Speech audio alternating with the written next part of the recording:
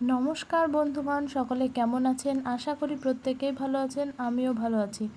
তো ঝুমুর হেলদি হেসেলে আপনাদের স্বাগত। আজকে একটা নতুন রেসিপি নিয়ে আপনাদের সামনে চলে এসেছি। তো পুরো রেসিপিটা আমি আপনাদের সঙ্গে শেয়ার করব, কিভাবে এটা মাছের ঝাল রান্না করি আলু দিয়ে অনুষ্ঠান বাড়ির মতো। তো সবাই সাথে থাকুন এবং পুরো রেসিপিটা দেখতে থাকুন। তো মাছের নুন হলুদ মাখিয়ে নিয়েছি খুব সুন্দর করে। এবার মাছগুলো কড়াইতে তেল গরম করে সুন্দর করে কড়া করে ভেজে নেব। তো আপনাদের সবার আমার ভিডিও কেমন লাগে অবশ্যই কমেন্ট করে জানাবেন। যদি ভালো লেগে থাকে তাহলে একটু চ্যানেলটা লাইক কমেন্ট করে আর সাবস্ক্রাইব করে পাশে থাকবেন। আরও এইরকম নতুন নতুন রান্নার ভিডিও পেতে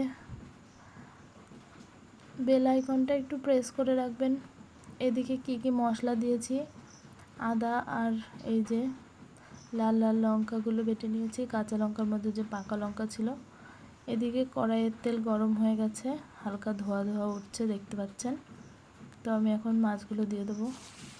কড়াইয়ের তেল কিন্তু খুব সুন্দর করে গরম করে নিতে হবে, নাহলে কিন্তু মাছগুলো লেগে যাওয়ার সম্ভাবনা থাকে, সেটা আপনারা জানেন।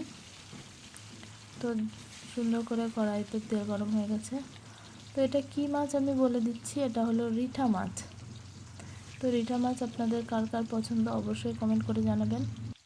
এই মাছের ঝোলের রেসিপিটা হয় অসাধারণ।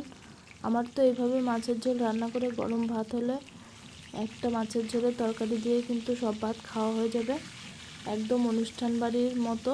কিন্তু খুবই কম তেল মশলায় এটা রান্না করা হয়েছে।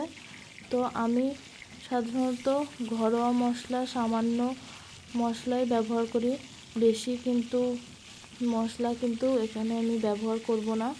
তো প্রত্যেকটা রান্নায় সামান্য মশলা দিয়েও কিন্তু অসাধারণ রান্না করা যায়, সেটাই আমি আপনাদের সামনে শেয়ার করব। এবং স্বাস্থ্যকর রান্না করা যায়। এই যে বেটে নিয়েছি লঙ্কা আদা, আর এদিকে হচ্ছে মাছগুলো ভেজে নিচ্ছি, আর এদিকে আলুগুলো কেটে নিয়েছি এরকম মাছ ভাজার মতো।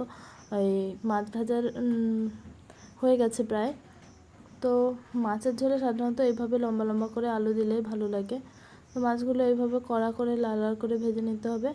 মাছ কিন্তু যদি ভালো করে না ভাজা হয়, সাধারণত সমুদ্রের মাছ বা নদীর মাছ যেই মাছই হোক না কেন, শুধু জ্যান্ত মাছ ছাড়া অন্য যে কোনো মাছ রান্না করলে মাছগুলো কিন্তু কড়া করে যদি আপনি ভেজে নেন ভালো করে, তাহলে কিন্তু মাছের ঝোলের স্বাদটাও কিন্তু অন্যরকম হয়, মাছগুলো খেতেও কিন্তু ভালো লাগে। আর মাছ কম ভাজা হলে কিন্তু মাছ ভেঙে যাবে আর ভালো লাগবে না অতটা খেতে, মাছের গন্ধ আসবে। তো সেই জন্য মাছ ভাজাটা খুবই ইম্পর্টেন্ট। একদম লো টু মিডিয়াম আছে মাছগুলো কিন্তু খুব সুন্দর করে কড়া করে ভেজে নিতে হবে। তো আমি এবারে একবারে ফোড়ন দিয়ে আমি এদিকে বসিয়ে নেব। তার আগে আমি একটু আলুগুলো লাল লাল করে কড়া করে ভেজে নেব। তো আবারও বলছি, আমার ভিডিও আপনাদের কেমন লাগে অবশ্যই কমেন্ট করে জানাবেন। যদি ভালো লেগে থাকে তাহলে আমার চ্যানেলটা লাইক সাবস্ক্রাইব করে পাশে থাকবেন। আর নতুন নতুন ভিডিও পেতে অবশ্যই আমার চ্যানেলটা একটু সাবস্ক্রাইব করে নেবেন আর বেল আইকনটা প্রেস করে নেবেন। তো যাই হোক, এইদিকে আমি মাছ ভেজে তুলে নিয়েছি, তারপরে আলুগুলো লাল লাল করে এইভাবে ভেজে নিয়েছি। তো আলু তুলে নিয়ে এদিকে ফোড়নে দিয়ে দিয়েছি জিরে, শুকনো লঙ্কা, তেজপাতা। তারপরে সেই বাটা মশলাটা কিন্তু দিয়ে দিলাম, লঙ্কা আর আদা বাটা। এটা একটু সামান্য ভালো করে কষিয়ে নেবো নেড়ে নেড়ে একদম। তো এইদিকে মাছ ভাজা আলু ভাজায় তুলে নিয়েছি, কীরকমভাবে লাল লাল করে ভেজে নিয়েছি সেইটাই দেখাচ্ছি। তো এইভাবে ভেজে নিতে হবে। এদিকে তো আমি আদা বাটাটা একটু কষিয়ে নিচ্ছে ভালো করে, যখন তেল ছেড়ে যাবে তখন আমি জলের জন্য হালকা উষ্ণ গরম জলটা দিয়ে দেবো।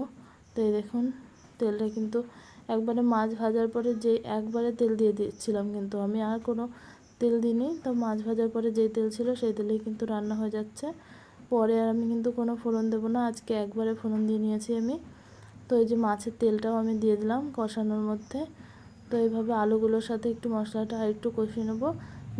জিরে আর ধনের গুঁড়ো কিন্তু আমি এখানে দিয়ে দিয়েছি। সাধারণত নদীর যে তেলালা জাতীয় মাছগুলো ফাটে একটু রান্না করার সময়, তো এটা রিঠা মাছ ছিল, এতেও আঁশ থাকে না। তো আঁশ না থাকা মাছে একটু ফাটে, সেজন্য রান্নার সময় একটা টিপস বলে দিচ্ছি আমি, যে মাছে একটু নুন হলুদ আর সর্ষের তেল মাখিয়ে নেবেন। আর তেলটা ভালো করে গরম করে নিতে হবে। তো এইদিকে আমি উষ্ণ গরম জল দিয়ে দিয়েছি, ঝোল পুরো ফুটে গেছে, দেখতে পাচ্ছেন। এইভাবে ঝোল মানে ফুটে পুরো একদম ভালো করে ফুটে যাওয়ার পরে কিন্তু মাছগুলো দিতে হবে।